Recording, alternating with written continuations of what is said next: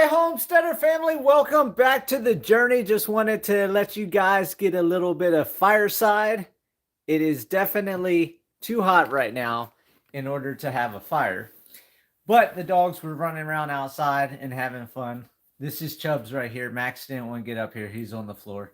So, Chubbs is over here. He's hanging out, he wants to be part of the live stream. So I had the door open, so I started the fire up a little bit again because it got a little bit cool in here. It's in the 40s. We were in the mid to upper 50s today. Dreary, misting a little bit, spitting a little bit. I think we're gonna get rain throughout the night tonight. But that's pretty much it. Um, Earlier this week, I had a horrible, horrible nightmare. And for those of you that know my Christmas spirit will understand this nightmare. I woke up thinking it was December 26th and I had yet to watch a Christmas movie. Now, I said I got all my Christmas movies in the box back there and I still haven't broken them out. And now we're at December 5th. So the Christmas nightmare might be coming true because I haven't started my Christmas movies. I normally start December 1st. So I'm going to be breaking out the Christmas movies probably tomorrow. I've got a couple more TV shows to catch up on. And then I'll get into my Christmas movies and then be watching them throughout the rest of the year until about the day after Christmas. And then I put the Christmas movies away and then go back to my regular TV shows. This week, got the animals fed, got water hauled. The family next door, they got a little bit of things going on their homestead now. They put up a wind chime. They put up a birdhouse, a bird feeder. The kids made a little teepee fort out of sticks off their property. What, you want to be back on there? You trying to get my attention, mister? They built a little fireplace thing. They built a little soup kitchen thing out of sticks, just using their imagination, and they were giving soup to us and everything like that. They got a big mountain of dirt the kids have been playing on. So they're just having fun. They're getting ready for their homestead. They helped me get some firewood together and bring firewood over here. And in return, they have an SUV. They don't have a truck. And they were hauling lumber from the lumber mill because they work at the lumber mill. So they get the scrap wood. So they're going to use some of the scrap wood to, I guess, do some fencing or something they're going to do. And instead of trying to put in the SUV in return for them helping me, I helped them out. That's what being part of the community is. That's what being homesteaders next to each other is all about, is helping each other make each other's dreams, realities come true, and give a hand when you can give a hand. Now, for the big part of the video, which is the title on why buying a homestead right now is critical. And that is because we see everything going on. I understand you want attention. You can't get all the attention right now. Other people need my attention, okay? Not just you. Not just you. Other people too. And that is, if you're living in the city, he'll just block the video now. He's like, oh, I'll just take up the whole screen. Come here. If you live in the city right now, your property most likely is not supporting you, is not bringing any type of monetary value to you. You're just spending money on it. You've got a fancy house, like in Colorado. The average house is like $300,000 or $400,000. It's ridiculous. You can get a homestead for a lot cheaper than that. You're being photobombed, yep, by the chubbers, big old chubbers, right? What? Yeah, you like being on camera. Anyhow. If Chubbs leaves me alone for a minute to think on what I want to speak about, then I'll be good. But this is what animals do. They want lovins. They want attention. They don't get enough attention running around the homestead. They were out there today. Chubbs was actually chasing the peacocks again. So I had to yell at him earlier today. But they got some time running around to play with it. Not play with the animals, but play with each other running around. But to my point on why buying a homestead right now is critical, and that is we see the hardships going on. We see the inflation going on. Like this family that wants to homestead next door. They have children. They're on limited income, but they already had the idea to start digging in the dirt. Come spring, get seeds in the dirt. And what's that going to do? That's going to produce food for their family. That's going to help reduce the cost. That's going to help alleviate some of the stress of wanting or needing to buy food because they're going to be able to produce their own food. They already want to get chickens. That's going to give them eggs. That's going to give them meat. They haven't done butchering, but they're willing to do that because they want to get into homesteading. They want to be able to support their family on a lower amount of money. Now, like I've told everybody over and over and over, homesteading is not cheap. However, if you are in the position of being in the city and you have one of these $3, $4, $5, $600,000 homes, you can normally sell those homes for a lot more and buy a homestead for a lot less. Then you have that extra money, depending on what your debt ratio is on everything and what have you. You should have possibly money left over to be able to finance some other stuff on the homestead. So if you have $300,000-$400,000 home, you got equity in it, you sell that, then you can buy a homestead for a lot less, get a line of credit against the homestead like I did.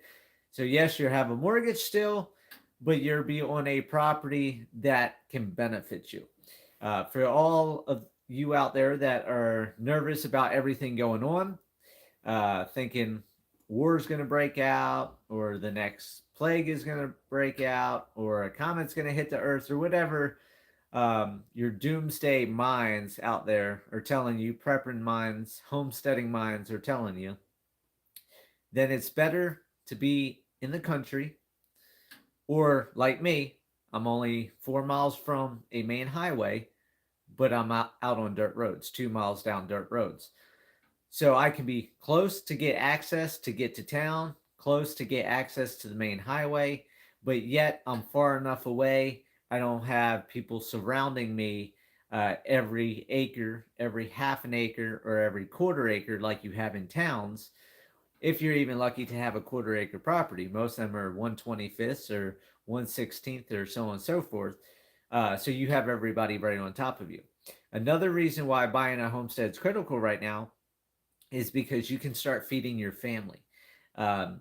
Working on land does not really cost you a bunch of money. I'm leaving the city because my city was burned and looted during 2020 riots and also had mask mandates. I understand that, Chris. I was in Colorado. Colorado got cheap. I was in the country out there, but it got ridiculous. My property taxes went up, and I mean, everything's going up. So I'm sorry to hear your city got burned and looted. I'm originally from Baltimore, Maryland, lived in Delaware, Florida, Texas, so I've seen all different ways of life. I've seen crime, I've seen no crime, I've seen city, I've seen country, and I've learned the country's the best place to be. Now, in that aspect, when you're buying a homestead, you got to make adjustments. You're going to have to make sacrifices. You're going to have to decide what you want. I've done a little bit of studying because, like I said in previous video, how homesteading is near impossible. I looked at it, did some research, and I'm going to be making a video about it in detail. That's not going to be live streamed, so that way I can go over different things that I've learned. But the basis is, if you go back and look, the original homesteading was on 160 acres. Now you're thinking 160 acres, that's a lot of acreage. That's a lot of land. That's a lot of money, especially nowadays. To buy 160 acres costs you a fortune. However, if you also look at why it was 160 acres, it was because a family needed approximately 160 acres to survive. For those of you that's never cooked on wood before, like right back here, cooked on wood or had a wood stove, you burn a lot of wood. Your goal is 5 to 20 acres. Okay, Chris, I would recommend you go with the 20 or more. And this is why.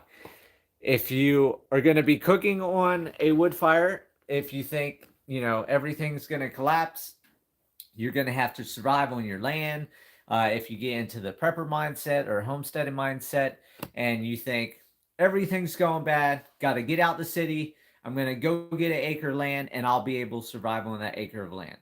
Which you're going to learn really, really quick if you watch the video the other day with treats for the animals that I did live stream.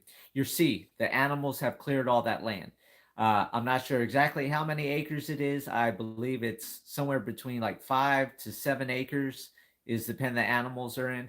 Now, yes, I have a lot of animals. You're not going to have all those animals. But in less than 2 years, those animals cleared out 5 to 7 acres. So if you think you're going to buy an acre of land, get a bunch of animals, and you're going to be able to survive, you're going to learn really quick you're not going to be able to. Right now, if everything went bad, went sideways, I could not feed my animals off of my land. I would have to eat my animals and figure out a way to downsize rapidly because there'd be no way to take care of the animals. That's another reason why the original homesteads were 160 acres. On 160 acres, a family was able to collect enough firewood, enough cooking wood, enough timber to build houses, enough timber for fencing, enough timber for barns, for shops, for wagon repairs, all that type of stuff. In return, you're living there for a lifetime. So that 160 acres is not only giving you wood to do all that, but in the meantime, new trees are growing up throughout time and giving you wood throughout your lifetime. So that is one of the reasons why 160 acres was determined back in 1863, I believe it was, or 1883. There was a document that was passed that made it 160 acres. And the 160 acres were able to support you. Now, in the original Homesteading Acts, you had to be there for 5 years, you had to improve the land, and then you had to pay a small fee, and you got the land in return at the end. Nowadays, that doesn't exist anymore. Nowadays, 160 acres around me is all expensive farmland worth $1 million for that type of land.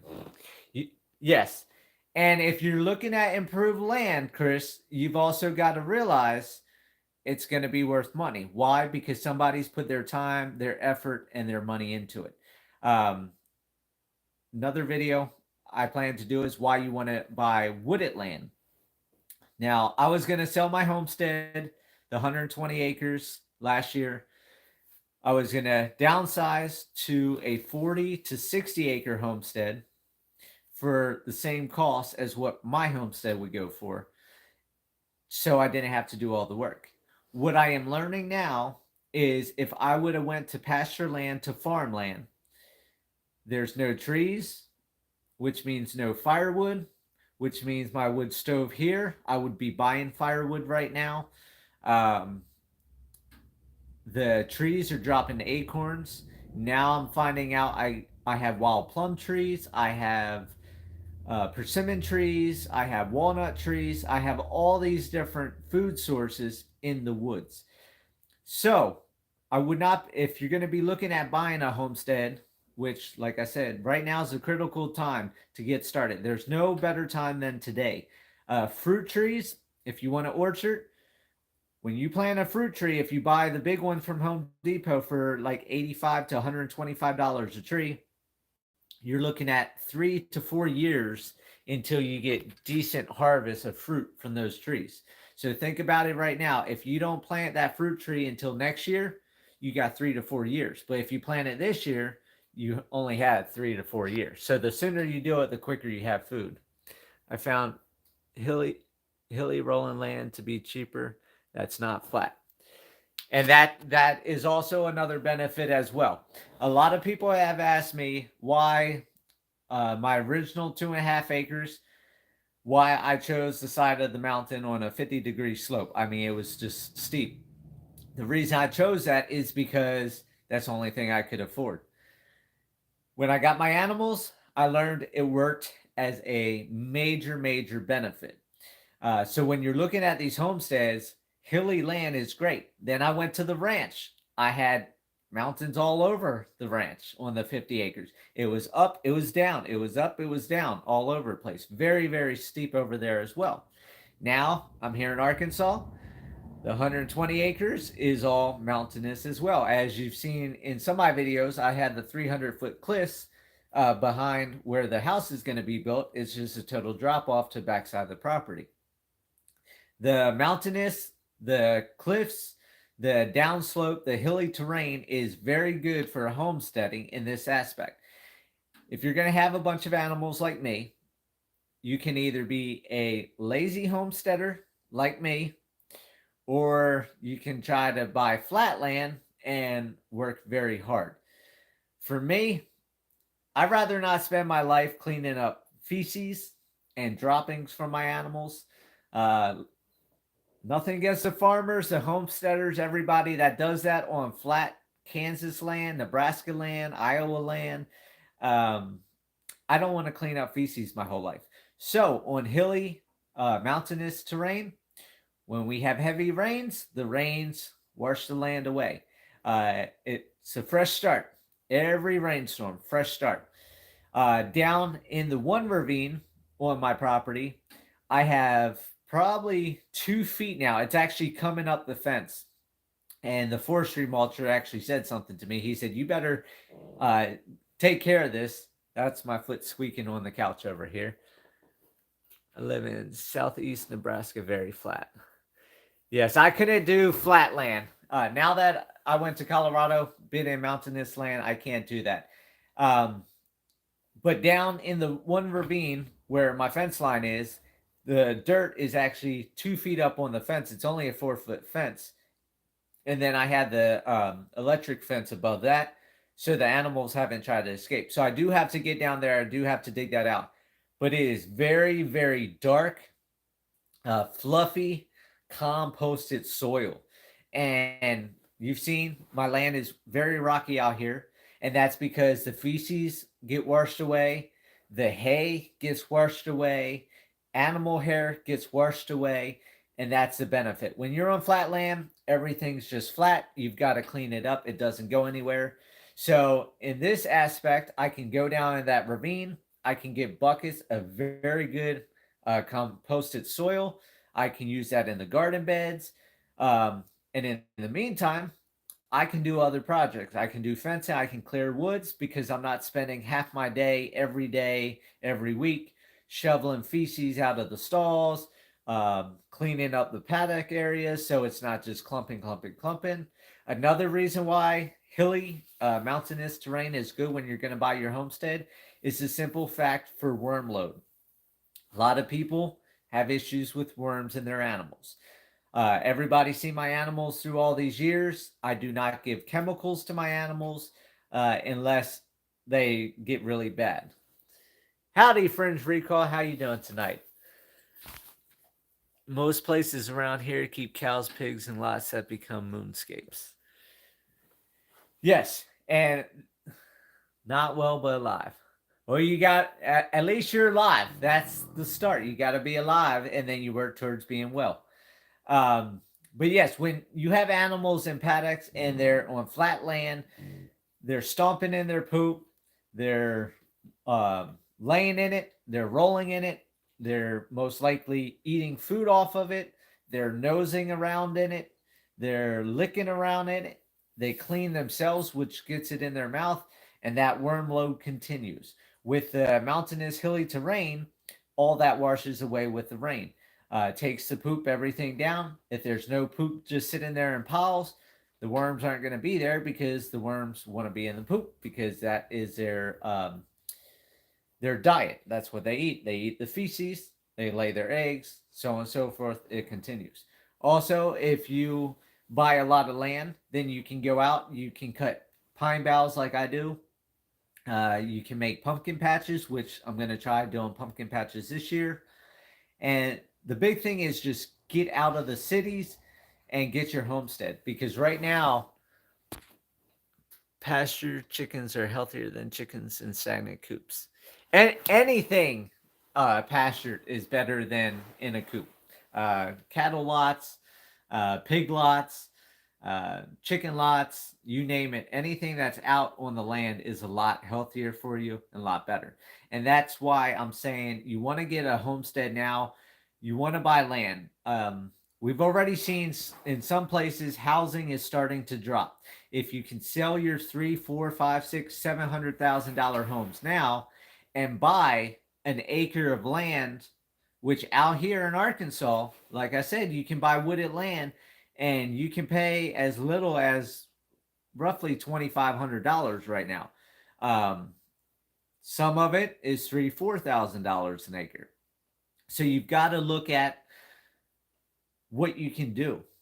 If you have $500,000 from selling your house in the city because you have luxury couches and you name it, you had the whole city life, and you move out to the country. Now, yes, you've got all the things to consider. Your job, are you going to have that job anymore? All that type of stuff.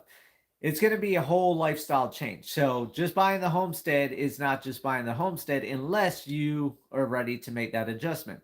However, most people do this. They drink coffee all the time. In the city, where are you getting your coffee? Dunkin' Donuts, Starbucks, any type of coffee shop, you're spending $4, $5, $6, $7, $8, $9, $10 for one cup of coffee. To come up with $5,000 to buy a couple acres of land and just go out in the off seasons or your vacation time or on your weekends or your days off and just get your hands in the dirt. Plant a garden out there. Put some fencing up so animals can't get in. Learn how to grow something. And that's the critical stages right now.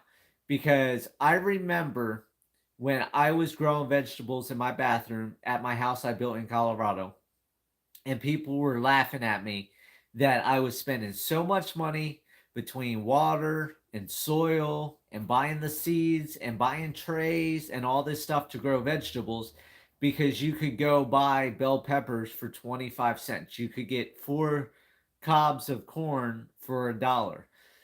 Those days aren't here anymore. Those people aren't laughing anymore. Yes, it's still going to be expensive to grow fruits, vegetables, everything like that. It's going to be time consuming. But the thing is, you see where those prices went to. We went from things being very cheap to things being very expensive. If things get worse, prices are going to get worse. So at what point do you want to decide that your time of working your 9-to-5 job in the office, having the white picket fence in your McMansion with your Corvette or Mustang, whatever you have, is worth going away from to have a more wholesome way of life, living out in the country, being able to get your hands in the dirt, being able to look up at the stars in the sky, being able to make a schedule for yourself where you're not at the beck and call of everybody else. What type of life, what type of things would push you to finally make that decision?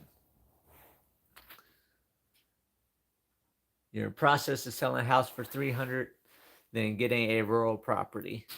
Grocery store quality has gone down while prices are near unaffordable. Boomers love Corvettes. Yes, lots of boomers have Corvettes. I never even thought about that, but yes, a lot of boomers have Corvettes. I guess that was a throw out to all the boomers here following me. But you got to decide, do you want to be in those cities being burned down? Do you want to be in those cities that go through riots? Do you want to be in those cities that are having the high crime? I'm seeing more and more, and I've seen or talked to more and more people on Facebook, family, and stuff like that in different cities on different crime that's happened. My grandparents were just telling me they're trying to get their car into a garage now because people are going into their city, which they're up by Denver, Colorado, and they're going into the neighborhoods now and they're cutting off the catalytic converters and stealing them. Well, I'll tell you this, when you live 2 miles down the dirt road, most likely you're not going to have somebody coming out on a weekly basis looking around to cut off your catalytic converter to make some money, unless it's somebody all drugged up. In the city, you have a higher probability of that happening. Gonna try to make a trip out this month. Should be able to, as long as nothing gets in the way to stop me. Will just be a quick drop off and turnaround trip though. Okay, I'll give you a call after this video because I got a couple things to talk to you anyhow, so we can discuss that. Crime is going unpunished in cities. Yep. Well, like I've said in a bunch of videos, this is like my new tagline. We're a society now, not a community. Communities took care of issues. Societies let things fester, let things continue, and let things happen. Cities are going the way of society. The country, you can somewhat get to a community. I went to my post office today on the way to the homestead. I remember my grandmother was sending some packages. And this is another reason why buying a homestead right now is critical, is for these reasons. You want to be part of a community. So I go in, didn't even have to give the post lady my name. She knew me by my face. And she's like, no, I don't have any packages for you. And I said, well, my grandmother said either today or tomorrow. Oh, Florida's in the house. How you guys doing down there in Florida? And I said, she said they should be here today or tomorrow. So she goes, well, I could have lied to you. She goes, I feel like Santa Claus. There's a whole bunch of packages here. So she went back and she's going through. And then I hear her yell out from the back. She's like, I've lied to you. I found your package. So she brings the package out. And I said, there's actually two of them. So she goes, okay, maybe I didn't see the second one. So she went back, looked again, didn't find the second one. So she said, maybe tomorrow. So as I'm going out, a lady comes in that lives here in St. Joe. And she's like, oh, what type dogs do you have? So we were talking and everything. So then we walked outside. And the post lady came out and said, if you guys want to come in, because we were talking. Then another lady approached and another person talking. And we're all outside. It was probably 41, 42 degrees. And all I had was my hoodie on. They had light jackets on. And so the post lady's like, oh, it's warm in here. You guys can come in the lobby and talk in the post office. You don't have to be outside. And I'm like, oh, this is nothing. I say, I'm from Colorado, minus 55 on my worst winter. And the one lady asking about the dog, she's like, oh, I'm from upstate Minnesota. She said I had a colder than -60. And then the third lady that joined, turned out she's from New England. So we're all used to the cold weather. So we're all out there. Everybody around here probably thinks we're crazy. The lady from Minnesota has been here for 20 years. Came down here, found this area. They moved down here because of the rules and regulation Minnesota started. And her husband moved down here. Now she's a widow. Both of them turned out to be widows now. And been down here for 20 years, never wanted to go anywhere else. And starting to see changes as of 2020. And that's when I came. Everybody started doing the exodus. Everybody started going out to the countryside. Nice to hear you have community in a society world. Yes. And that's what I'm telling a lot of people. If you're looking for that community, come here to St. Joe. But if you come here to St. Joe, do not bring the city mentality. Do not bring I want to change mentality. Do not bring the stupidity, non-common sense mentality. Because this is their Yellowstone moment. They need to keep this a community, or this will change to a society here as well, just like you're seeing across the whole world. There's different communities like St. Joe all around the world, I'm sure, but they're very few and far between. None of the places I looked when I was trying to buy my homestead to get out of Colorado did I find anything like I found here. And that's why, I'm advocating, if you're coming here, be part of the community. Don't come here to make it a society. Don't impose your beliefs and ideologies on others' mentality. Got that right as well. So, in the long run, talking to these ladies, they've all come here from different places, not from Arkansas. And I'm finding out St. Joe has a lot of people that aren't originally from here, but then there's also the families here that have been here for 5, 6, 7, 8, 9, 10 generations, and they're still going strong because they've kept it a community. When things change to a society, you don't see the generations, beyond 3, 4 generations in the same location because they've moved out because it's either not a good environment, um, the habitat of the area, like you would say for animals, people are animals. The habitat, is it too dry? Is it too wet? Are the ticks too bad? Are the flies too bad? Um, are the forest fires too bad? Are the hurricanes too bad? You have migration for that reason. Then you also have it for the society reason. If you have people coming in, changing the laws, making things stupid, raising property taxes, bringing drugs into an area, then people don't want to homestead in those areas. People don't want to live in those areas. So then families leave. But if you have a strong community in your homesteading area, then people want to be a part of it. People want to help others out. And like I told the two ladies, if they need anything, look up Silly Squirrel Snowballs. My phone number's online. They can give me a call. I'd be glad to help out. And one actually lives on Moscow Love, about a half mile from my homestead. So I just met another neighbor. I pass by her cabin all the time. She's a widow as well. So now I know where she's at. So just being in the small community, just talking, something I'm still 100% not used to, along with I'm sure a lot of you guys aren't used to, is having people just start a conversation. It's very, very, very, very hard for me. I do have the gift of gab. I've been told that by a lot of people.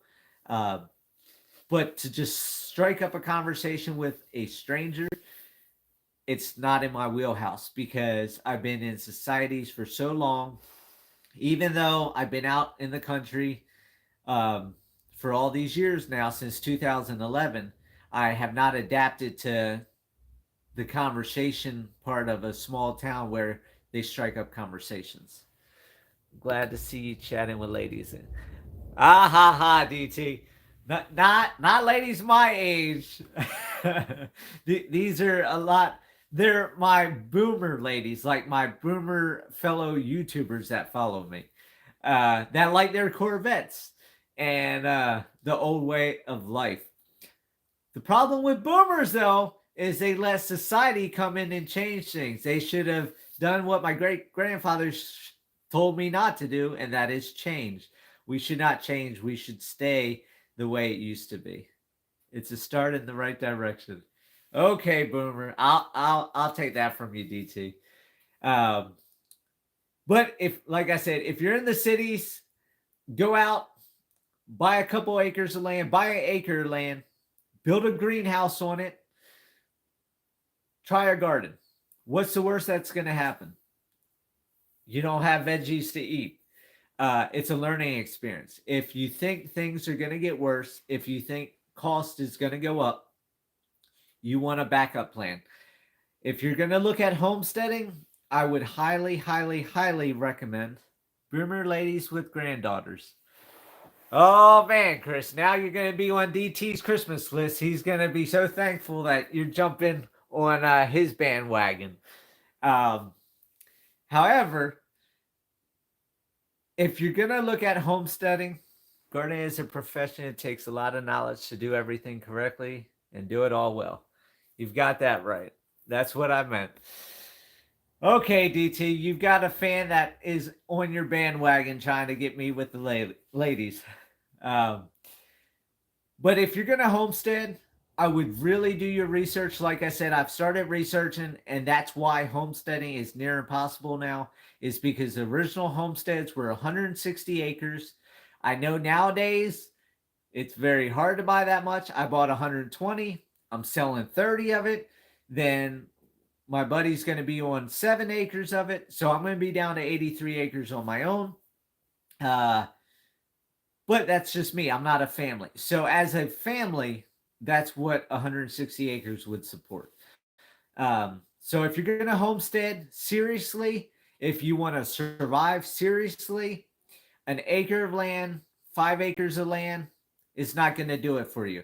The timbers, you need timber for fires, you need timber for cooking, you need timber for building. If stores go away, if economy collapses, you're not going to have stores to buy all that.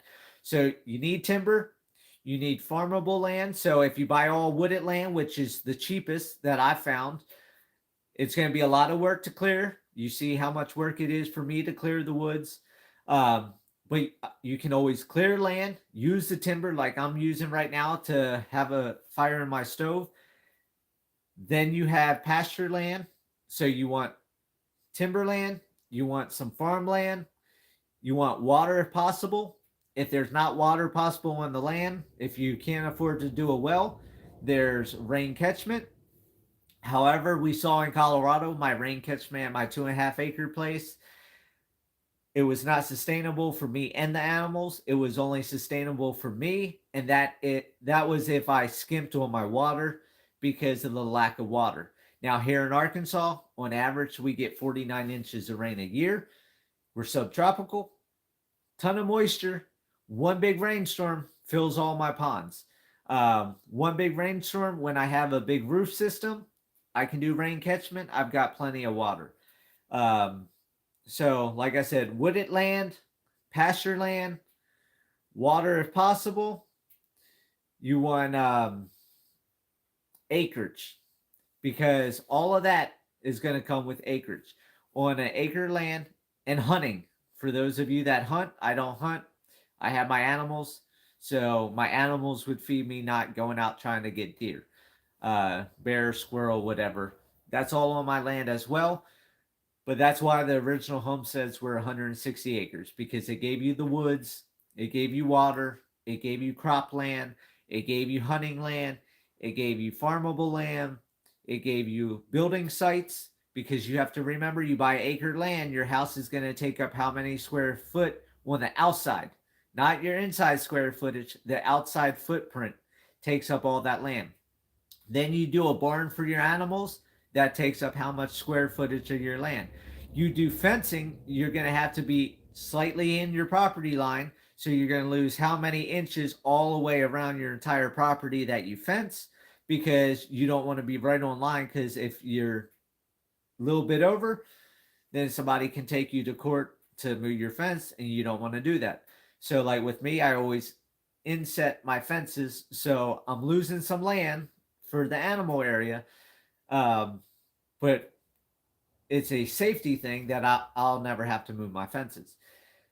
So you have to look at all these things, and that's why you want to buy a larger homestead than a smaller one. The tiny home thing, I don't quite agree with. My neighbor, they did a bus thing, so there was a big bus thing, living in a van. I don't quite agree with that. Now, yes, your bills are very limited. It doesn't cost you a lot of money. You know, you can buy a bus for several $1,000s. You can renovate a bus for several thousand, and you got a perfectly good home with a wood stove or whatever heat source in it.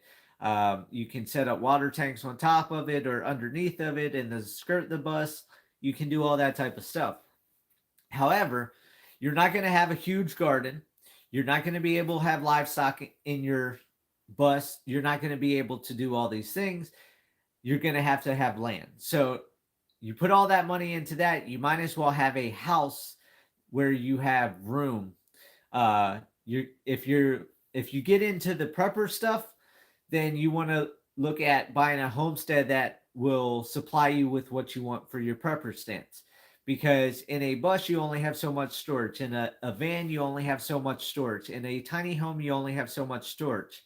So if you have a bunch of freeze dry food, if you have canned goods, if you're going to actually homestead, go on and look at the older boomers that are here homesteading, that have homesteading channels, not these new age young people like me that don't have the pressure cookers, that don't do canning every week, that don't completely live off land, wash their clothes by hand, all that type of stuff.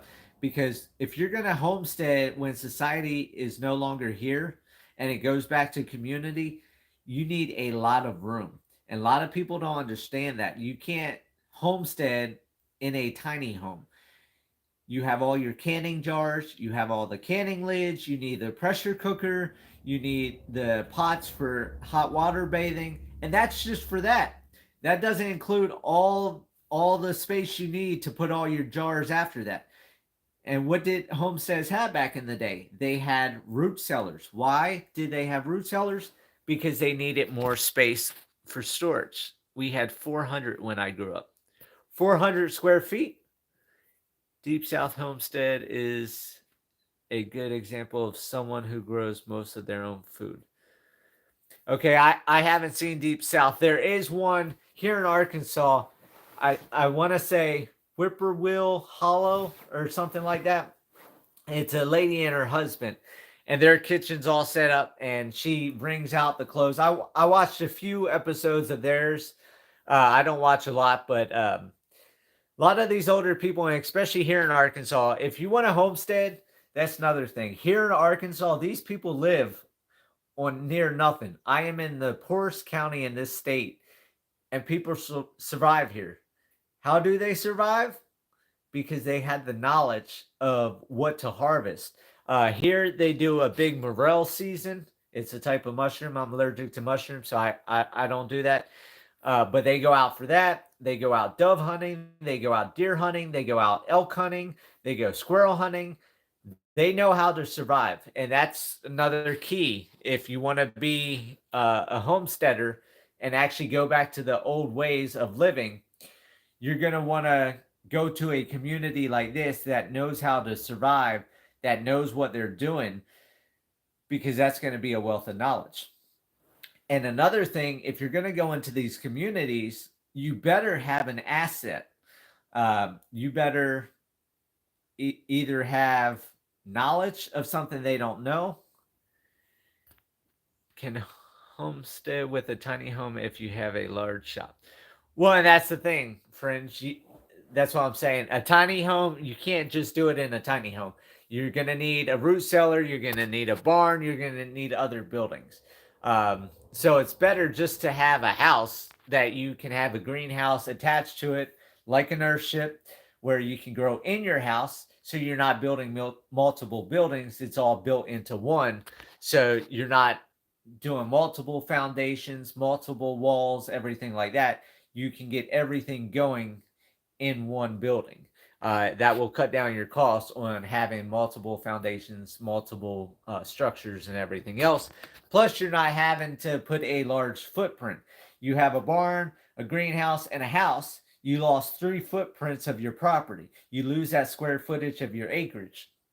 Where if you have your greenhouse, your house, and storage in one house, your square footage footprint is actually smaller than the 3 compared, and you can have a larger square footage on the inside of that building, your house, your greenhouse.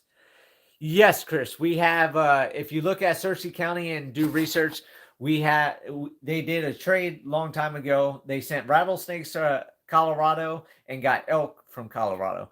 And Searcy County actually has one of the largest elk herds here in the state of Arkansas, the largest density of elk. So yeah, there's a lot. Somebody just posted, I think 2 days ago, the elk out in Marshall. There was a few walking around that somebody got right by the roadside. So yeah, so that's what I'm talking about. Yeah, I know you like elk, Fringe Recall, not me.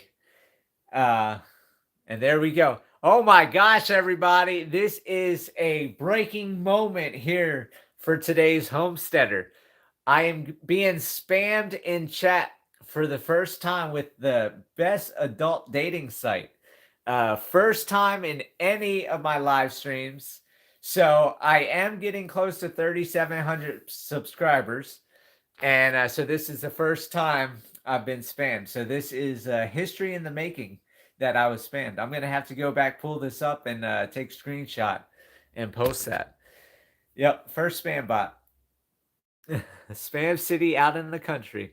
Got that right, DT. That's another reason why I don't mind not having 100,000 subscribers. And I was talking to my buddy about this, is because When you get into becoming a big channel, then I don't know it, everybody. A lot of you in here and a lot of you that will rewatch this, we've had communication, whether it's phone calls, whether it's emails, whether it's buying goats from you. Yeah, I know, CFF.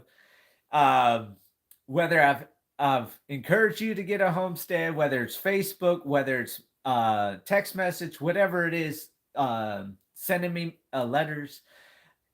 I'm able to know a lot of people in here. When you get into 100,000, 200,000, a million subscribers, there's no way to keep up with everybody. And that's what I like. I can respond to all the comments if it's not a spam comment.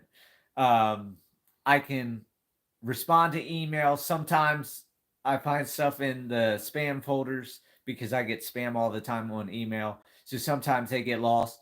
But I'm able to keep up with my followers, with you guys that are part of the journey. Where if I get too big, then you lose that. And then it's more like a business because then you get into selling things and going down that rabbit hole, and I don't want to be a part of that. So with that, now that I've been spammed, I think I'm going to say I've succeeded in getting enough audience tonight. And, I hope this pushes out why you want to get a homestead, you want to get out the cities, you want to get more self-sufficient.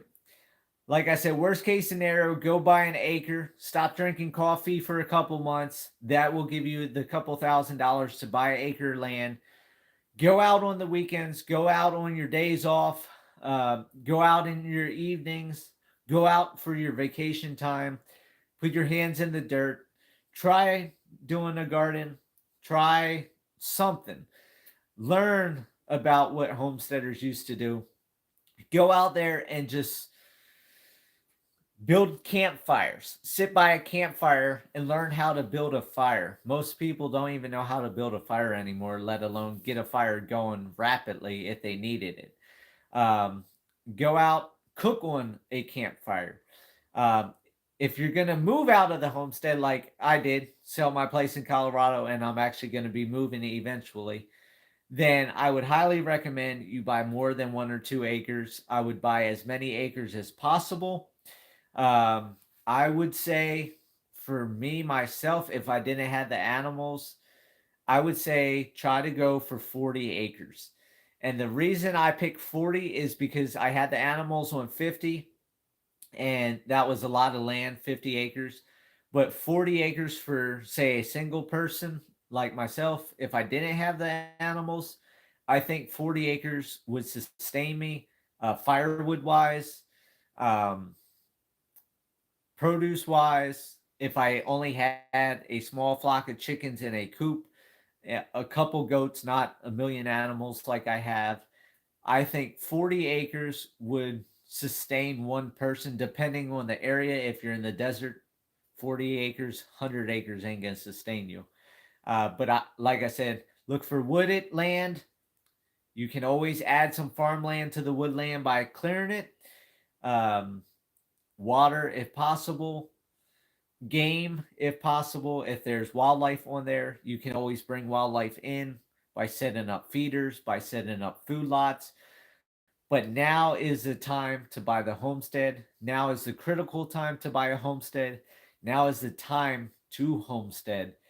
Now is the time to get out the cities, to set up your place, to live your life, get out the office, get out the 9 to 5, figure out a way to live without needing a job. If you're selling a house for $750,000, you can buy a little piece of land, build a little cabin on it in an area like Searcy County, Arkansas that doesn't have building permits yet.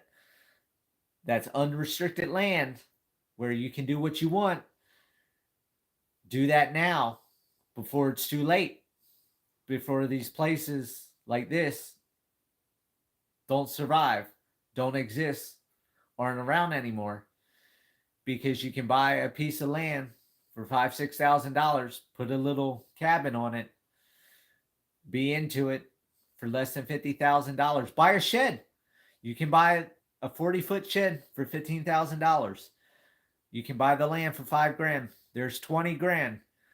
Put 30 grand into solar, rain catchment, some fencing. Guess what? You're living on your own land without a mortgage, without utilities.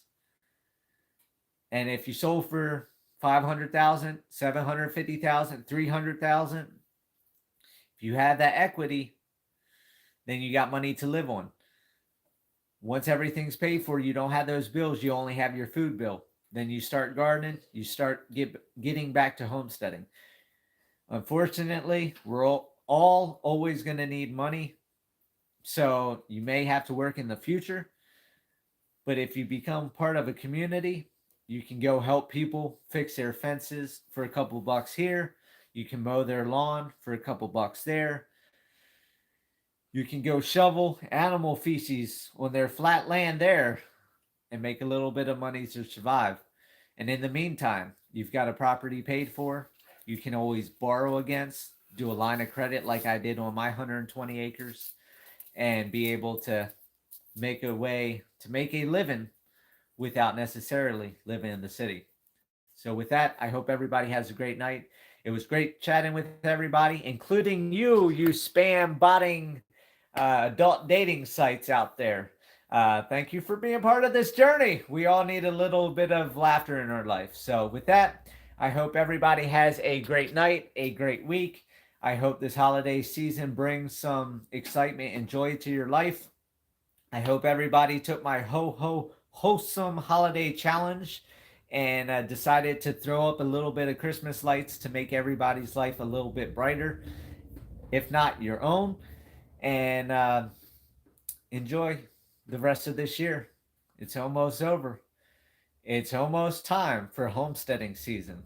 So get out there and get your homestead. With that, live happy, live free. That's the only way to be. Talk to you guys later.